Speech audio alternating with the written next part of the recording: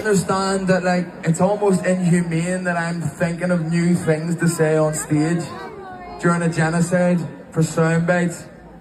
It's beyond words now. Like, we always used to say, obviously, they're being bombed from the skies with nowhere to go. But it's beyond that now. They've been being starved for a few months on end.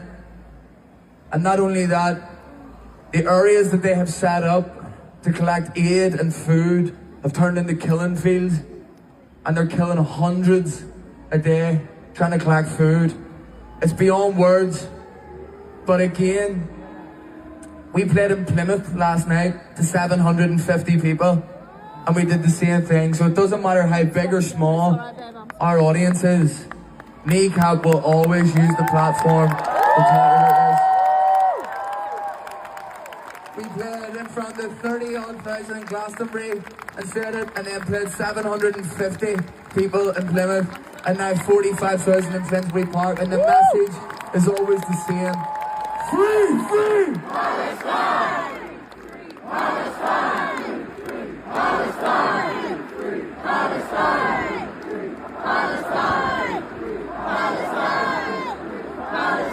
Irish hip-hop group Kneecap will not relent on their message. I don't have to lecture you people.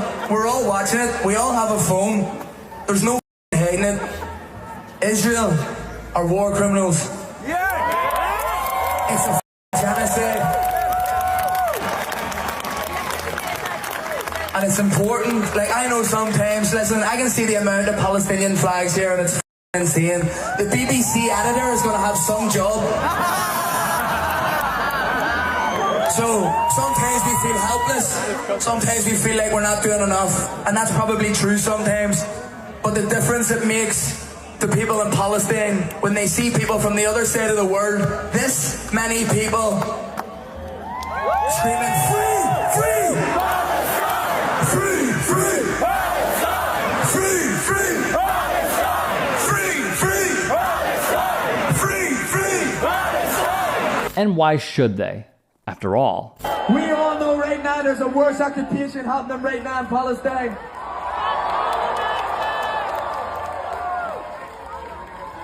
The Irish, not so long ago, were persecuted at the hands of the Brits. But we were never bombed from the skies with nowhere to go. The Palestinians have nowhere to go. It's their home, and they're bombing them from the skies. If you're not calling it a genocide, what the are you calling it?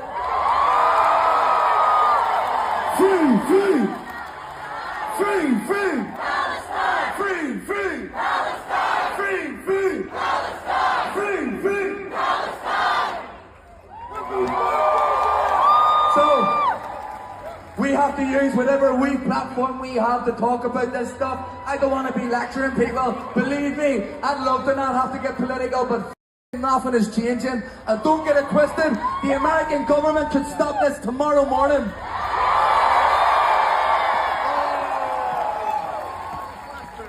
So free the 6 counties of Ireland, free Palestine, France out of Africa, chucking our law. This was how they used their time at Coachella back in March. Though many are upset, like Sharon Osbourne. If you don't agree with the politics of Glastonbury, you can go somewhere else.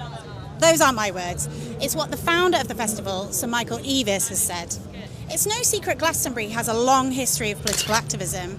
Throughout the 80s, it was also known as a C&D festival because of its partnership with the nuclear disarmament campaign. But this year could be one of the most heated yet. Everywhere around me, you can see political statements. This Tesla was crushed by a tank. It takes aim at big tech and its growing influence.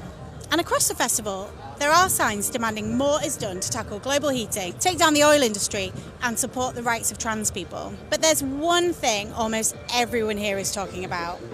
Scores of acts are openly supporting Palestine and condemning Israel's bombardment of Gaza. And the Irish rap group Kneecap have made the most headlines.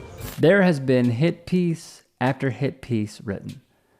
Interview after interview given. Smear after smear being printed, condemning Kneecap's politics. Meanwhile, we're in the space now of moral hysteria and moral outrage, and you've a band being held to a higher moral account than politicians who are ignoring international law. Keir Starmer was an international lawyer. He said that Israel had a right to cut water and food into Gaza. They do not. Children are starving to death, and we're spending 6 or 7 days speaking about Kneecap. We spent less than a day speaking about 50 executed medics. And what I'd say on your point there, it's not about whether somebody supports or condemns any group.